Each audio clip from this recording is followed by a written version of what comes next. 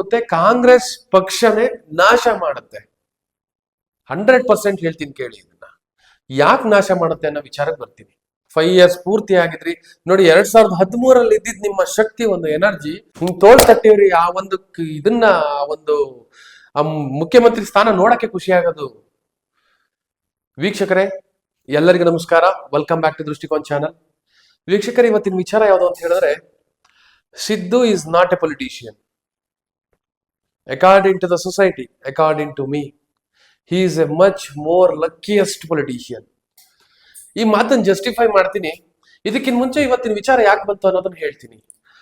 Siddaramaiah, D K Shivakumar at A time ಅಲ್ಲಿ ಇವತ್ತು ಮಧ್ಯಾಹ್ನ ಪ್ರೆಸ್ ಮೀಟ್ ಮಾಡಿದ್ದಾರೆ.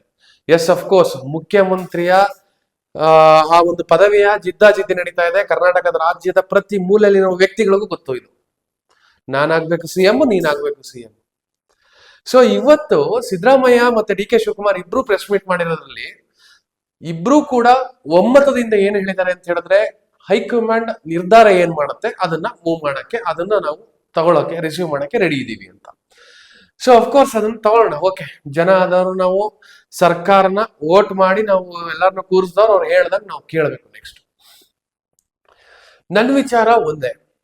ಇದೇ ಸಿದ್ದರಾಮಯ್ಯ ಅವರು 2.5 ವರ್ಷದ ಹಿಂದೆ ಇವರ ಪಕ್ಷ ಆಡಳಿತಕ್ಕೆ ಬರೋದಕ್ಕಿಂತ ಮುಂಚೆ, ಅದಾದ್ಮೇಲೆ ಆಡಳಿತ ಬಂದ ನಂತರ ಸಿಎಂ ಸೀಟ್ನ ತಗೊಳ್ಳೋ ಟೈಮಲ್ಲಿ 2.5 ವರ್ಷ ಮಾತ್ರ ನಾನು ಸಿಎಂ ಆಗಿರ್ತೀನಿ, ಅದ್ರ ಮೇಲೆ ಒಂದಿನೂ ಕೂಡ ನಾನು ಸಿಎಂ ಆಗಿರಲ್ಲ ಅಂತ ತುಂಬಾ ಜನಕ್ಕೆ ಹೇಳಿದ್ದಾರೆ, ಮೀಡಿಯಾದಲ್ಲಿ ಹೇಳಿದ್ದಾರೆ. ಸೊ ಆ ಒಂದು ಮಾತಿನ ಪ್ರಕಾರ ನಡಿಬೇಕು ಅಂತ ಹೇಳಿದ್ರೆ ಇವತ್ತಿಗೆ ಡಿ ಕೆ ಶಿವಕುಮಾರ್ ಸಿಎಂ ಆಗಬೇಕು. ನಾನು ಹಾಗಂತ ಹೇಳ್ಬಿಟ್ಟು ಡಿ ಕೆ ಶಿವಕುಮಾರ್ಗೂ ಅಥವಾ ಸಿದ್ದರಾಮಯ್ಯ ಅವ್ರಿಗೂ ಸಪೋರ್ಟ್ ಮಾಡ್ತಿರೋದಲ್ಲ. ಈ ಒಂದು ವಿಡಿಯೋ ಸ್ಪೆಸಿಫಿಕ್ ಆಗಿ Siddu is A luckiest politician ಅನ್ನೋದಕ್ಕೆ. ಈ ಒಂದು 2022-23 ಈ ಒಂದು ಚುನಾವಣೆ ಏನಿದೆ, ಜನಕ್ಕೆ ಇಡೀ ಊರಲ್ಲಿ, ಇಡೀ ಕರ್ನಾಟಕದಲ್ಲಿ ಜನಕ್ಕೆ ಗೊತ್ತು ಯಾರು ತುಂಬಾ ಎಫರ್ಟ್ ಹಾಕಿದ್ರು, ಯಾರಿಂದ ಒಂದು ಮೆಜಾರಿಟಿ ಸೀಟ್ ಬಂತು ಅಂತ ಚೆನ್ನಾಗೆ ಗೊತ್ತಿದೆ. ಡಿ ಕೆ ಶಿವಕುಮಾರ್ ಆ ಲೆವೆಲ್ ಎಫರ್ಟ್ ಹಾಕಿ ಪ್ಲಾನ್ ಮಾಡಿ ಸ್ಟ್ರಾಟಜಿ ಮಾಡಿ ಮಾಡ್ಲಿಲ್ಲ ಅಂದ್ರೆ ಇವ್ರು ಬಂದಿರೋ ಒಂದು ಮೆಜಾರಿಟಿ ಸೀಟ್ ಬರ್ತಿರ್ಲಿಲ್ಲ. ಅಫ್ಕೋರ್ಸ್ ಸೀನಿಯರ್ ಯಾರಿದ್ದಾರೆ ಅವ್ರಿಗೆ ಸಿಎಂ ಕೊಡ್ಬೇಕಿತ್ತು. 2.5 ವರ್ಷ ಕೊಟ್ಟಾಯ್ತು ಸಿದ್ದರಾಮಯ್ಯ ಅವ್ರಿಗೆ. 2.5 ವರ್ಷ ಸಿಎಂ ಆದ್ಮೇಲೂ ಕೂಡ ಈಗ ಜಿದ್ದಾಜಿದ್ದಿ ಮಾಡ್ತಿದ್ದೀರಿ ಅಂತ ಹೇಳಿದ್ರೆ ಎಂತ ವಿಪರ್ಯಾಸ ಅಂತ ನೋಡಿ. ಅಧಿಕಾರದ ಹಂಬಲ, ಈ ಒಂದು ಅಧಿಕಾರದ ಹಂಬಲ ಇದೆಯಲ್ಲ, ಇದು ಯಾವ್ದೋ ಹಂತಕ್ಕೆ ಹೋಗುತ್ತೆ, ಕಾಂಗ್ರೆಸ್ ಪಕ್ಷನೇ ನಾಶ ಮಾಡುತ್ತೆ. 100% ಹೇಳ್ತೀನಿ ಕೇಳಿ ಇದನ್ನ. ಯಾಕೆ ನಾಶ ಮಾಡುತ್ತೆ ಅನ್ನೋ ವಿಚಾರಕ್ಕೆ ಬರ್ತೀನಿ. ಸೊ ಈಗ ನೀವು ಟ್ರೈ ಮಾಡ್ತಿರೋದು ಸಿಎಂ ಸೀಟಿಗೆ ಮಾತ್ರ. ಸೊ ಈ ಒಂದು ವಿಚಾರ ಇದ್ ಮಾಡ್ತಿದ್ದೀರಲ್ಲ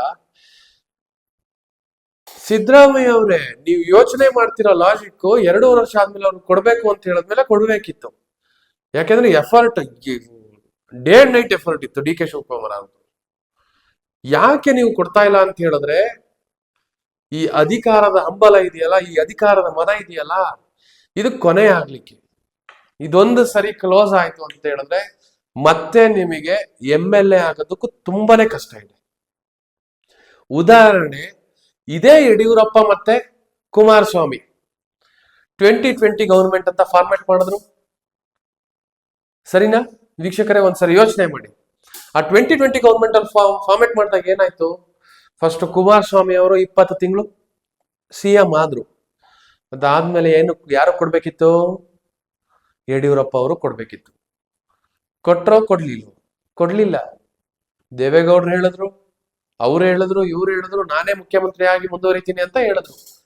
ಅದಾದ್ಮೇಲೆ ಕುಮಾರಸ್ವಾಮಿ ಮತ್ತೆ JDS ನ ಒಂದು ಪಕ್ಷದ ಒಂದು ಪರಿಸ್ಥಿತಿ ಹೇಗಾಯ್ತು ನೋಡಿ. ಈಗ ಇವತ್ತಿನ JDS ಪಕ್ಷದ ಪರಿಸ್ಥಿತಿ ಲೆಕ್ಕ ಹಾಕೊಳ್ಳಿ. 25 ವರ್ಷ ಆಗಿದೆ ಈಗ JDS ಪಕ್ಷಕ್ಕೆ. ಒಂದ್ಸರಿನೂ ಮೆಜಾರಿಟಿ ಬಂದಿಲ್ಲ, ಬಿಡಿ, ಅದು ಸಪರೇಟ್. 25 ವರ್ಷ ಆದ್ರೂ ಕೂಡ ಈಗೇನೋ ಒಂದು 6-7 ತಿಂಗಳು ಸಿಎಂ ಆಗಿದ್ರು ಕುಮಾರಸ್ವಾಮಿ ಬಿಟ್ರೆ, ಮತ್ತ ಅವ್ರ ಚರಿತ್ರೆಲ್ಲೇ ಸಿಎಂ ಅನ್ನೋದು ಇರ್ಲಿಲ್ಲ. JDS ಪಕ್ಷ ಒಂದು ಬುನಾದಿನೇ ತಗೊಳಕ್ ಆಗ್ಲಿಲ್ಲ. ಏನೋ ಮಾಡ್ಬೇಕು, ರಾಜಕೀಯದಲ್ಲಿ ಒಂದು ಸ್ವಲ್ಪ ಮೆಜಾರಿಟಿ ತಗೊಂಡು ಹೋಗ್ತಾ ಇದಾರೆ, 10-11 ಗೆದ್ದಿದ್ಕೆ ಉಳಿತು, ಇಲ್ಲಾಂದ್ರೆ ಈ ಸರಿನೂ ಕೂಡ ಲೋಕಲ್ ಪಾರ್ಟಿಯಾಗಿ ಹೊರಹೊಮ್ಮಕ್ಕಾಗ್ತಿರ್ಲಿಲ್ಲ. ಈಗ ಹೇಗೋ ಬಿಜೆಪಿ ಜೊತೆ ಕ್ಲಬ್ ಆಗಿ ಮೇಲ್ ಕೂತಿದ್ದಾರೆ ಕುಮಾರಸ್ವಾಮಿ ಅವರು. ಬಿಡಿ, ಇರ್ಲಿ, ಅದನ್ನ ಸಪರೇಟ್ ಇಡೋಣ. Siddu is a luckiest politician ಅನ್ನೋದಕ್ಕೆ ಯಾವಾಗ 1983 ಪಾರ್ಟಿಗೆ ಅಂತ election, Siddu is A luckiest politician ಅನ್ನೋದಕ್ಕೆ ಯಾವಾಗ ನೀವು 1983 ರಾಜಕೀಯಕ್ಕೆ ಎಂಟ್ರಿ ಕೊಟ್ರು, ಅಲ್ಲಿಂದ 2025 ತನಕನು ಅಧಿಕಾರದ ಮದದಲ್ಲೇ ತೇಲ್ತಾ ಇದ್ದೀವಿ. ಒಂದು ಸರಿ ಯೋಚನೆ ಮಾಡಿ ಸಿದ್ದರಾಮಯ್ಯ ಅವರೇ, ಸಿದ್ದರಾಮಯ್ಯನ ಫಾಲೋಯರ್ಸ್ ಆಗ್ಲಿ, ಇನ್ಕ್ಲೂಡಿಂಗ್ ನಾನು ಸೇರಿಸ್ಬೇಕಾದ್ರೆ ಯೋಚನೆ ಮಾಡ್ತೀನಿ. ಬಂದ ತಕ್ಷಣ ಕನ್ನಡ ಕಾವಲು ಸಮಿತಿ ಅಧ್ಯಕ್ಷರಾಗೋದ್ರು ಜೆಡಿಎಸ್ ಡೈರೆಕ್ಟ್ ಬರಲಿಲ್ಲ, ಜೆಡಿಎಸ್ ಕ್ಲಬ್ ಆಯ್ತು. ಆಮೇಲೆ ಭಾರತೀಯ ಲೋಕದಳ ಅಂದ್ಬಿಟ್ಟು ಒಂದು ಪಕ್ಷ ಇತ್ತು, ಅಲ್ಲಿಂದ ಕ್ಲಬ್ ಆಗಿದ್ದಕ್ಕೆ ಬಂದಿದ್ದು. ಆದ ತಕ್ಷಣನೇ ಬಂದು ಅಧ್ಯಕ್ಷರಾದ್ರು. ಅದಾದ ತಕ್ಷಣ ಮತ್ತೆ ಮಿನಿಸ್ಟರ್ ಪದವಿ ಸಿಕ್ತು. DCM 2 ಸರಿ ಆದ್ರಿ, CM 1 ಸರಿ ಆದ್ರಿ. ದೇವೇಗೌಡರು ಇದ್ದಾಗ್ಲೂ DCM ಆಗಿದ್ರಿ. 2013 ಮತ್ತೆ CM ಆದ್ರಿ, ಮೆಜಾರಿಟಿ ತಗೊಂಡ್ರು. 5 years ಪೂರ್ತಿ ಆಗಿದ್ರಿ. ನೋಡಿ, 2013 ಇದ್ದಿದ್ ನಿಮ್ಮ ಶಕ್ತಿ, ಒಂದು ಎನರ್ಜಿ ಹಿಂಗ್ ತೋಳ್ ತಟ್ಟಿವ್ರಿ. ಆ ಒಂದು ಇದನ್ನ ಒಂದು ಮುಖ್ಯಮಂತ್ರಿ ಸ್ಥಾನ ನೋಡಕ್ಕೆ ಖುಷಿ ಆಗೋದು. ಈಗೇನೋ ಒಂಥರ ಮೆಕ್ಯಾನಿಸಮ್ CM ಆಗ್ಬಿಟ್ಟಿದಿರಿ, ಎಲ್ಲಾರು ಹೇಳಿದನ್ನ ನಾನ್ ಕೇಳಬೇಕು ಅನ್ನೋ ಹಂಗೆ. ಈಗ ಒಂದು ಅಧಿಕಾರಕ್ಕೆ ಪಟ್ಟಾಗಿ ಹಠ ಹಿಡಿದು ಕೂತಿದ್ದೀರಿ. ಇದು ಯಾವ ತರ ಯೋಚನೆ ಮಾಡಿ ಸಿದ್ದರಾಮಯ್ಯ ಅವರೇ? 2000 ಹೇಳಿದ್ನಲ್ಲ, 1983 2025 ಏನ್ ಪೊಲಿಟಿಕಲ್ ಲೈಫ್ ಇದೆ ನಿಮಗೆ?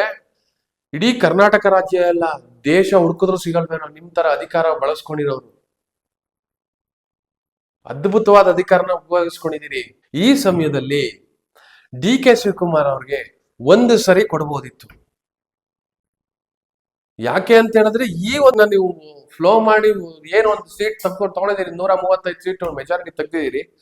ಆ ಮೆಜಾರಿಟಿ ಬರ್ಬೇಕು ಅಂದ್ರೆ ಭಾಗಶಃ ಪ್ಲೇ ಇರೋದು DK ಶಿವಕುಮಾರ್. ಇಷ್ಟೆಲ್ಲಾ ಯೋಚನೆ ಮಾಡಿದಾಗ Siddu is not only A politician, is A much more luckiest politician ಅಂತ ವೀಕ್ಷಕರೇ. ಸೊ ಇದನ್ನ ವಿಚಾರ ನಿಮ್ ಮುಂದೆ ಇಡಬೇಕು ಅನ್ನೋ ಉದ್ದೇಶಕ್ಕೆ ವಿಡಿಯೋ ಮಾಡಿದ್ದು. ಯಾರು CM ಆಗ್ತಾರೋ, ಏನಾಗುತ್ತೋ, ಹೈಕಮಾಂಡ್ ಏನ್ ಹೇಳುತ್ತೋ ಆ ವಿಚಾರ ನಮಗ್ ಗೊತ್ತಿಲ್ಲ. ಒಂದು ಲೆಕ್ಕ ನೋಡಿದ್ರೆ ನಮ್ ಕರ್ನಾಟಕದ ರಾಜ್ಯದಲ್ಲಿರುವ ಸಿದ್ದರಾಮಯ್ಯ ಮತ್ತೆ DK ಶಿವಕುಮಾರೇ ಕಾಂಗ್ರೆಸ್ ಪಾರ್ಟಿಗೆ ಹೈಕಮಾಂಡ್.